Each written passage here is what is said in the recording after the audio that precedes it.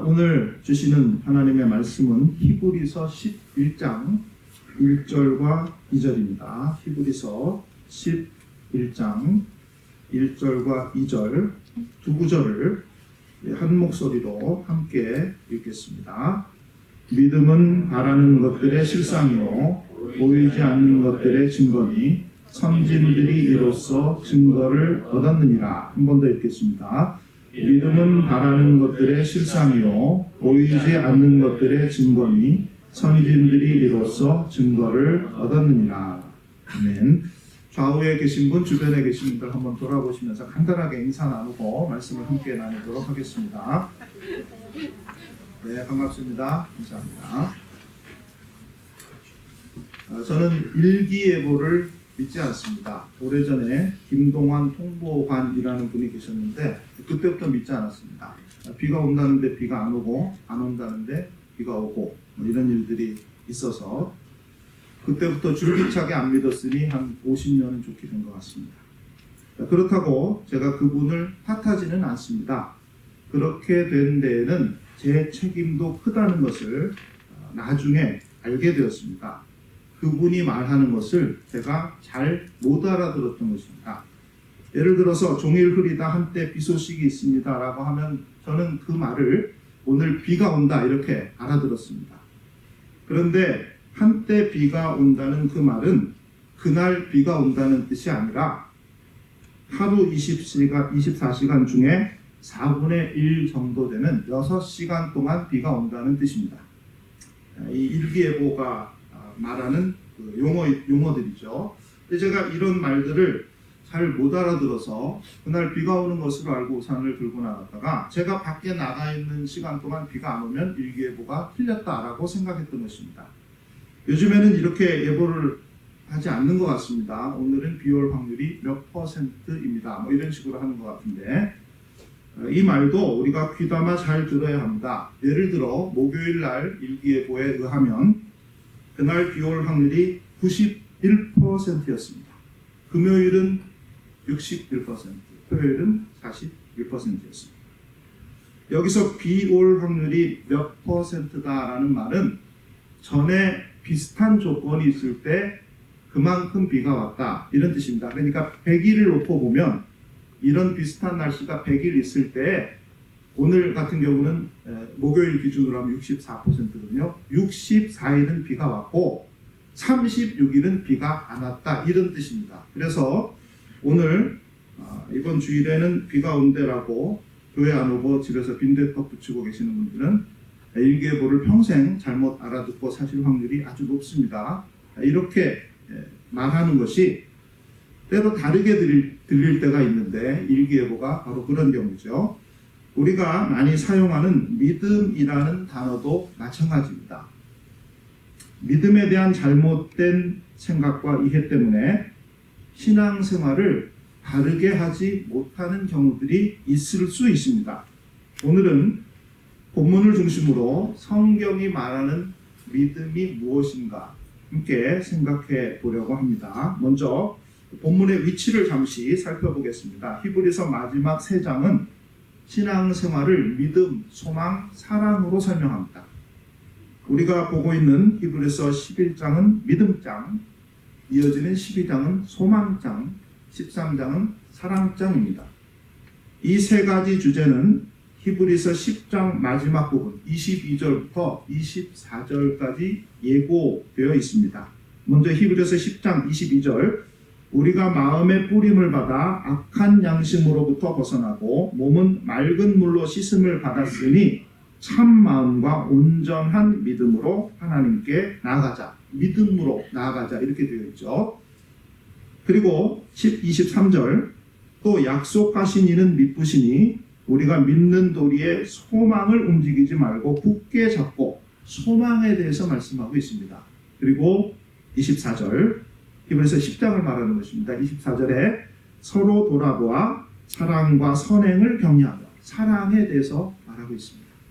이렇게 신앙생활을 믿음, 소망, 사랑으로 말하고 난 이후에 구체적으로 하나씩 한 장에 걸쳐서 이 주제를 설명하는 것입니다. 우리는 오늘 그 중에 히브리서 11장이 말하는 믿음에 대해서 생각해 보려고 하는 것이죠. 자, 이어서 믿음의 일반적인 의미, 믿음이라는 말이 가지는 일반적인 의미와 성경이 말하는 믿음, 그리고 본문이 말하는 믿음이 무엇인가 각각 생각해 보도록 하겠습니다. 믿음은 보통 어떤 것을 의지하는 것을 말하죠. 그것을 신뢰하는 것을 믿음이라고 말합니다. 성경에서도 비슷합니다. 성경을 원문으로 보면 신약 성경 같은 경우 헬라어에 해당하는 이 믿음에 해당하는 단어가 사용될 때 영어로 말하면 into나 in이라는 전치사가 꼭 따라 붙습니다. 어떤 대상에 자기 자신을 완전히 던지는 것, 던져서 그 안에 들어가는 것, 이것을 믿음이라고 말하는 것이죠. 그래서 이런 의미에서 보면 우리가 일반적으로 사용하는 믿음이라는 단어와 성경이 말하고 있는 믿음이라는 단어가 크게 다르지 않습니다. 그러나 다른 경우도 있습니다. 예를 들어 그 대상이 하나님일 때, 믿음의 대상이 하나님일 때는 성경이 믿음이라는 말을 믿음으로 번역하지 않고 경외라고 번역합니다.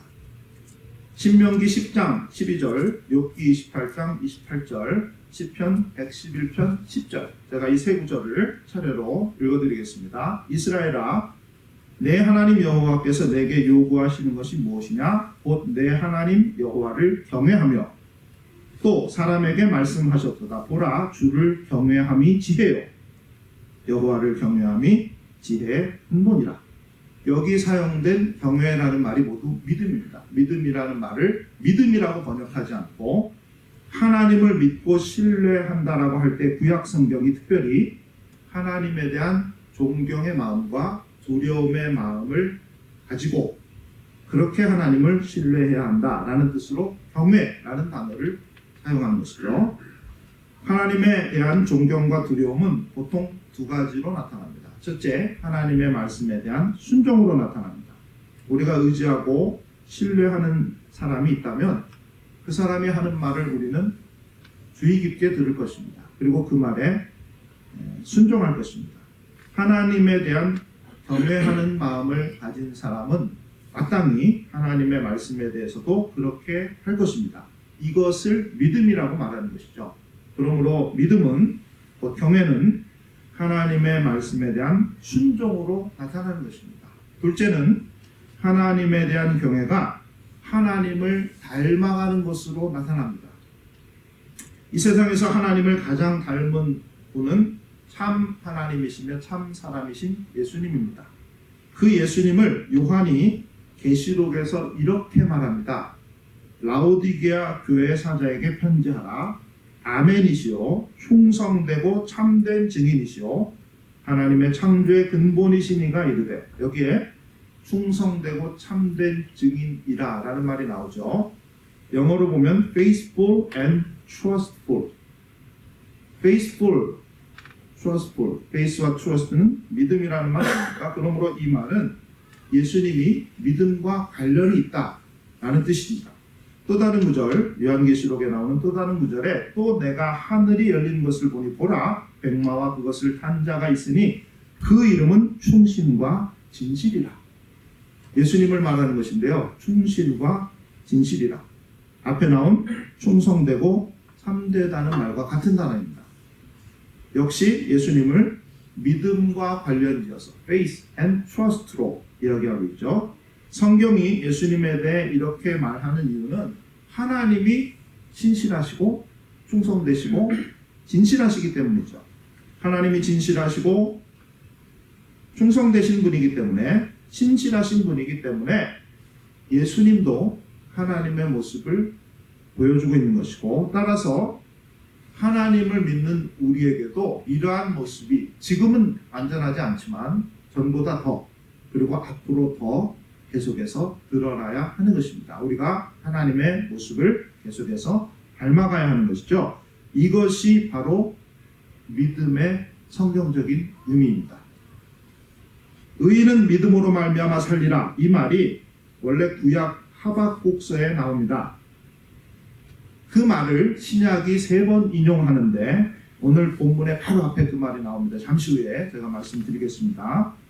그런데 여기서 우리가 한 가지 알아야 할 것은 구약은 히브리어로 쓰여져 있고 신약은 헬라어로 쓰여져 있습니다. 그래서 구약 성경을 신약을 기록한 사람들이 말할 때는 히브리어가 아니라 헬라어로 말했겠죠.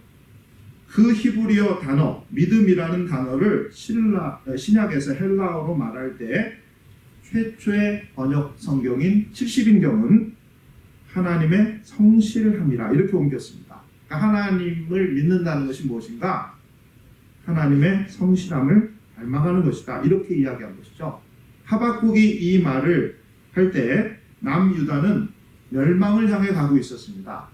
바벨론의 위협은 계속 거세지고 있었고 그래서 사람들은 불안해하고 위태함을 느끼고 있었습니다. 게다가 나라는 부패해 있었고 종교적으로 타락해져 있었습니다. 하나님이 택하신 백성들에게 왜 그런 끔찍한 일이 일어나야 하는가? 바벨론은 더악한 사람들이고 하나님을 아예 모르는 사람들인데 왜 그들을 통해서 우리가 멸망당해야 하는가? 아는 사람들이 그것을 깊이 고민하고 있을 때 하박국이 고민 끝에 내린 결론이 바로 이런 가운데서도 상황이나 환경과 상관없이 의인들은, 하나님을 믿는 사람들은 흔들리지 않는다. 하나님을 믿는 사람들은 여전히 하나님의 성실하심처럼 하나님께 성실하다. 이렇게 말한 것입니다. 이것이 바로 의인은 믿음으로 말미암아 살리라라는 말의 원뜻입니다. 본문이 시작되기 전에 히브리서 10장 38절에도 이 말씀이 이런 뜻으로 인용됩니다. 나의 의인은 믿음으로 말미암아 살리라. 또한 뒤로 물러가면 내 마음이 그를 기뻐하지 아니하리라 하셨느니라. 핍박 중에 있는 성도들에게 그러나 하나님을 믿는 사람들은 여전히 하나님에 대한 신뢰를 가지고 있고 그래서 하나님께 대해서 신실하다. 히브리서 기자도 이렇게 말하는 것이죠. 성경은 이렇게 믿음이라는 단어를 어떤 대상을 신뢰하고 의지한다. 단지 그런 뜻만 아니고 그 대상을, 특별히 그 대상이 하나님이시죠. 그 하나님을 신뢰하고 의지하기 때문에 하나님의 말씀에 순종하며 살아간다. 그리고 그러한 과정 가운데 하나님을 닮아간다. 이렇게 말하는 것입니다. 어려운 말로 하면 제가 이제 이 말을 풀어서 여러분들에게 설명드리느라고 여러 예를 들어드렸는데요. 신학적으로 어려운 말로 하면 성경이 말하는 믿음은 관계적이며 실천적이다. 이렇게 말합니다. 하나님과의 관계를 바탕으로 하되 그것이 우리의 삶의 변화를 일으키는 것이죠. 하나님의 말씀에 순종하는 것이죠. 우리가 하나님을 닮아가는 것이죠. 이것을 믿음이라고 하는 것이다. 이런 말입니다. 본문의 믿음도 그런 뜻이다. 이런 뜻으로 제가 설명을 드렸습니다. 자, 그런데 문제가 있습니다. 하나님을 그렇게 우리가 믿을 때 확실하게 하나님을 볼 수 있다면 믿는데 도움이 될 것 같은데 문제는 하나님이 보이지 않는다는 것이죠. 우리가 하나님을 볼 수 없다는 것입니다. 본문이 말하는 것처럼 믿음은 바라는 것들의 실상이요 보이지 않는 것들의 증거입니다. 실상과 증거는 눈에 보이는 것인데 그래서 확실하고 분명한 것인데 그런데 믿음이라는 것은 바라는 것들이며 그래서 보이지 않는 것이다. 서로 모순된 말을 하고 있는 것이죠. 그것도 두 번이나 반복해서 하나님도 보이지 않고 하나님의 말씀도 보이지 않는데 어떻게 하나님의 말씀에 순종하며 살아가며 그 말씀으로 하나님을 믿을 수 있겠습니까? 하나님 말씀이 보이지 않는다는 말은 하나님의 말씀이 약속의 형태로 주어졌다라는 뜻입니다. 하나님이 이렇게 말씀하시는데 현실은 그렇게 보이지 않는다라는 것이 가능하겠죠. 그래서 사실은 그 말을 확신할 수 없는데 어떻게 그 말씀에 순종하며 살아갈 수 있겠습니까? 이 말을 이해시키기가 어려워서 그랬는지 고맙게도 히브리서 기자는 이 말을 설명하지 않습니다. 설명하기가 너무 어렵죠. 이것을 어떻게 설명하겠습니까? 그래서 설명하지 않고 그 다음 구절에 선진들이 이로써 증거를 얻었느니라. 그 증거가 무엇인지를 과거의 믿음의 사람들을 통해서 보여주겠다. 이렇게 말하는 것이죠. 그리고 나서 3절에 믿음을 잠깐 설명하고 4절부터 믿음의 사람들의 신뢰를 소개합니다. 노아, 비가 온다는 말을 들을 때 하늘에 구름 한 점 없었습니다. 그런데 아주 오랫동안 그렇게 날씨가 좋은데 그는 비가 온다는 그 말을 붙들고 그 약속을 붙들고 방주를 짓죠. 아브라함과 사라 아이를 낳을 수 없는 나이에 장차 자손들이 하늘의 별과 같고 바닷가의 모래같이 많아질 것이다 라는 약속을 받습니다. 현실은 그렇게 될 것 같지 않지만 하나님이 그렇게 말씀하시니 그들이 그 말씀을 믿었습니다. 심지어 나중에 아들을 하나 얻었는데 하나님이 그를 바치라고 합니다. 그런데 그들이 실제로 그렇게 합니다. 그 이유를 히브리서 11장 19절 아브라함의 예를 들면서 성경은 이렇게 말합니다. 그가 하나님이 능히 그의 독자는 제가 넣은 말입니다. 그가 하나님이 능히 그의 독자 이삭을 죽은 자 가운데서 다시 살리실 줄로 생각한지라. 보이지 않는 것을 말로만 듣고 아브라함과 사라도 믿었고 보이는 현실이 그와 반대되는 상황 가운데서도 그 말씀을 계속해서 붙들고 믿었습니다. 모세, 애굽 궁전의 안락함을 버리고 황량한 광야의 삶을 선택했습니다. 그렇게 80년 후에나 주어질 약속의 땅을 바라보며 그가 믿음으로 그 광야에서 살고 그 광야를 걸었습니다. 우리는 보이는 것도 믿기 어려운데 성경은 보이지 않는 것을 믿으라고 말합니다. 히브리서 11장이 말하는 그 믿음. 현실과 마치 반대되는 것 같지만 하나님이 말씀하실 때 그와 같은 믿음을 가져야 한다. 이야기가 어려우니까 믿음의 사람들이 모두 그렇게 살았다. 눈에 보이지 않지만 그들은 하나님의 약속을 마치 눈앞에 펼쳐져 보이는 것처럼 믿고 붙들고 그 말씀에 의지해서 살았다라고 설명해주고 있는 것이죠. 우리가 하나님을 더 많이 알면 알수록 하나님을 더 잘 믿을 것 같은데 반드시 그런 것은 아닙니다. 아닌 것은 아니지만 반드시 그런 것은 아닙니다. 후배 목사님이 한 번은 자기가 주례를 선 가정들 중에 이미 이혼을 한 가정들이 있다 이런 말을 했습니다. 그 교회는 그 목사님의 주례를 받으려면 10주 과정에 프리메리지 코스를 마쳐야 합니다. 굉장히 어려운 과정이죠. 많은 교회들이 그렇게 합니다. 짧게는 4주, 길게는 6주. 저희 교회는 2주만 합니다. 4주, 6주 포기하고 주례를 저한테 부탁한 분들을 위해서 저는 짧게 합니다. 그런데 이 목사님이 그렇게 하면서 한 가정이 도저히 너무 어려워서 이렇게는 결혼 생활을 못하겠다라고 포기했답니다. 그러니까 결혼을 안 하기로 했대요. 그렇게 어렵습니다. 그 과정이. 그런데 그렇게 철저하게 결혼에 대해서, 가정에 대해서, 가정 생활에 대해서 배운 사람들 중에도 이혼을 한 커플들이 있다는 것입니다. 이혼 사유의 대부분은 그 경우는 모르겠지만 일반적으로 대부분은 성격 차이입니다. 잘 안다고 생각했는데 사실은 몰랐던 것이죠. 모른 채로 그대로 살면 되는데 눈에 보이고 알게 되니 그것이 오히려 문제를 계속해서 일으키다가 결국 갈라서게 되는 것입니다. 그런데 결혼 생활의 기본은 상대방을 잘 아는 것이 아닙니다. 상대방을 믿는 것이죠.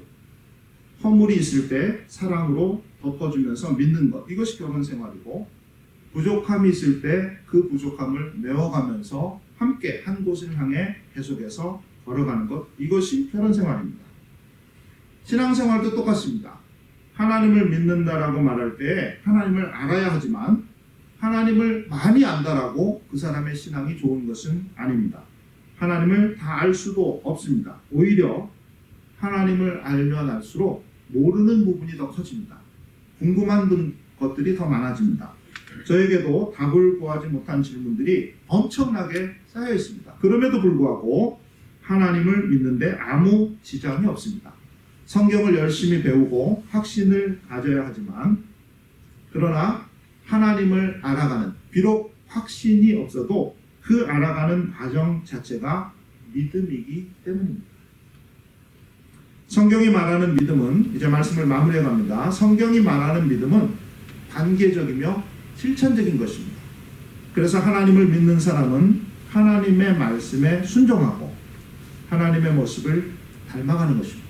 하나님에 대한 사랑이 그렇게 우리를 만들어가는 것이죠. 여기에는 하나님을 많이 아는 것이 도움이 되지만, 그러나 반드시 그런 것은 아닙니다. 보이지 않지만, 확신이 없지만, 믿음을 가지고 성경을 볼 때 하나님을 더 많이 그리고 더 깊이 이해할 수 있게 되고, 하나님의 말씀을 진지하게 순종할 수 있게 되고, 하나님을 더욱더 사랑할 수 있게 됩니다. 히브리서 11장에 나오는 사람들이 모두 이런 삶을 살았습니다. 그들은 보이지 않는 것들을 마치 눈앞에 보이는 것처럼 그렇게 하나님의 말씀을 믿었습니다. 믿음으로 살았습니다. 우리도 그렇게 되기를 원합니다. 사람들이 왜 다이어트에 실패하는가? 저는 해본 적이 없지만 보이지 않는 마음속의 자기가 보이는 자기와 너무 다르기 때문이 아닐까, 이런 생각을 해봤습니다. 마음속에는 아주 날씬하고 건강한 자신이 있는데 거울 앞에서는 이상한 자신이 있는 것이죠. 그러니까 하다가 안 되나 보다 하고 포기합니다. 간혹 다이어트에 성공했다는 사람들을 보면 한결같이 자신이 품고 있던 자신의 모습을 계속해서 포기하지 않고 붙들어둔 사람들입니다. 그래서 절제하고 훈련했기 때문에 좋은 결과가 있었던 것이죠. 최근에 흉유성죽이라는 말을 들었습니다. 마음 안에 완성된 대나무가 있다, 이런 뜻입니다. 중국 송나라 때 대나무를 아주 잘 그리는 사람이 있었습니다. 그 사람이 그린 대나무 그림은 마치 살아있는 것처럼, 그 안에서 대나무가 살아있는 것처럼 움직이게 보이기도 하고, 또 어떤 사람은 그 그림에서 대나무 향기를 맡았다고 할 정도로 정말 대나무를 잘 그렸다고 합니다. 그래서 소문을 듣고 그림을 얻기 위해서 사람들이 줄을 서서 그 문 앞에서 기다리곤 했는데, 그 중에 어떤 사람이 선생님, 어떻게 그렇게 대나무를 살아있는 것처럼 잘 그릴 수 있는가? 라고 물었다고 합니다.